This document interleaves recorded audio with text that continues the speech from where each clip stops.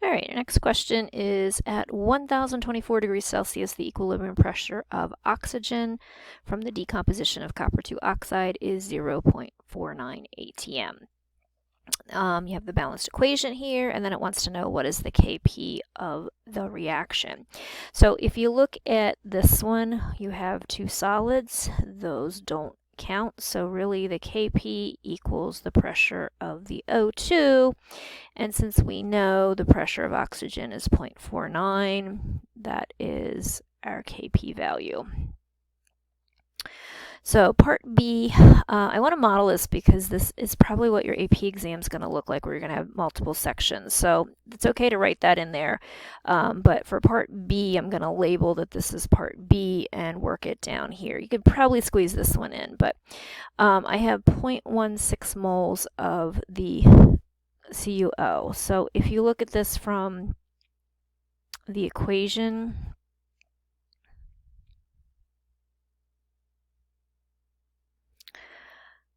I have 0.16 moles of this. So if this completely reacts, the maximum amount of oxygen I can find from stoichiometry. So I have 0.16 moles CuO.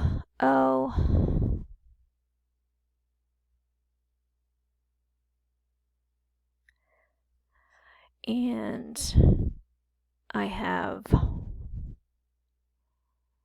4 moles of CuO to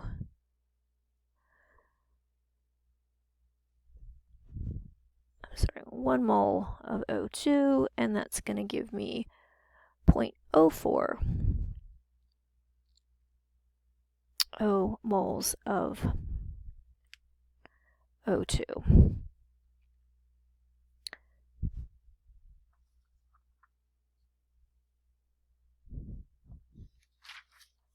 So this is the max if all of it decomposes. So we're going to look at this again from our ice chart idea. So our initial really of this is 0.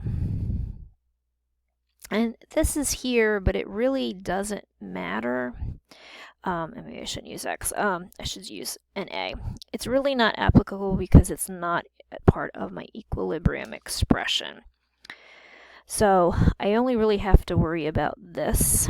So if there is none of this in the beginning, equilibrium is going to shift this direction, and I'm going to add X in this scenario. And then at equilibrium, I'm just going to have X. So I know that I'm looking for this X value. And if I substitute into our Kp value,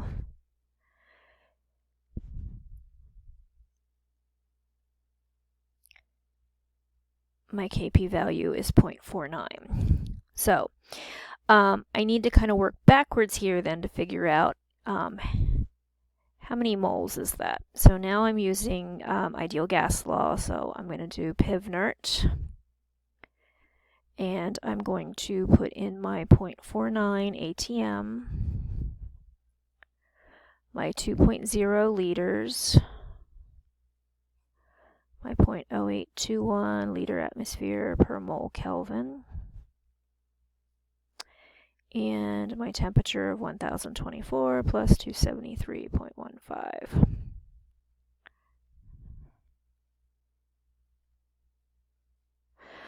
Okay, when I solve for all of that, I get 9.2 times 10 to the minus third moles. And then I'm going to go back into my stoichiometry because this is moles of oxygen.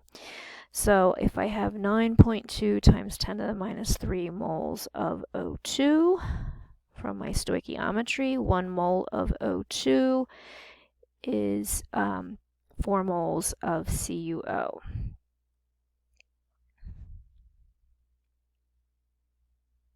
Okay. So again, my question was, what's the fraction of this that will decompose? Sorry. So the fraction of CuO is what we started with, which is the 0.16, and what we ended up with. So as a fraction, 0.037 moles of CuO over 0.16 moles of CuO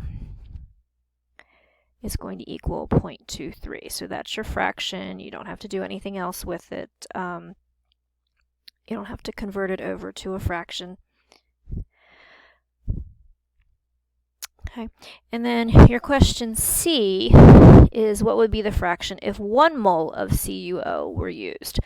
Well, if we look at the equilibrium, it's not going to change as long as I have enough. So here's kind of that key idea of, is there going to be enough? Well, if 0.16 moles was able to produce 0.04, we know that increasing the amount of moles is going to certainly be able to produce at least that much, and our original number was not over that amount. So sometimes the stoichiometry will limit your equilibrium because you don't have enough, but we're not getting that complicated in this one. So my equilibrium is going to be exactly the same as what I had before. It's going to be 0.037 moles because I'm going to end up at the same equilibrium point even if I use more of the CuO. So that doesn't change, and that's kind of the key with equilibrium, is you kind of get to the same spot no matter what. So I'm going to have 0.037 moles as what I end up with, and the 1.0 mole is what I started with. So you'll see a much smaller fraction of this is going to be reduced. Okay, and then to get into that idea, what's the smallest amount of CuO in grams that would establish equilibrium? Well, if you look, this is always the number of moles I need to establish equilibrium. So I'm going to work backwards, and D is just really a stoichiometry problem.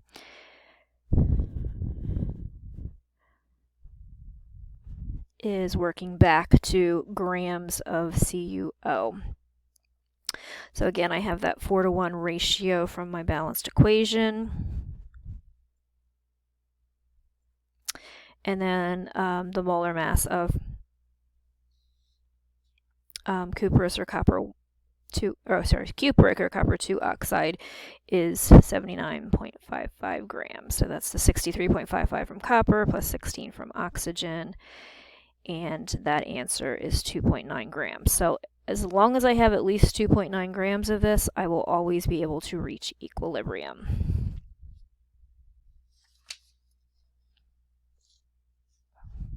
Sorry, I didn't realize my dot cam switched on you there. Okay, so that is stoichiometry with equilibrium.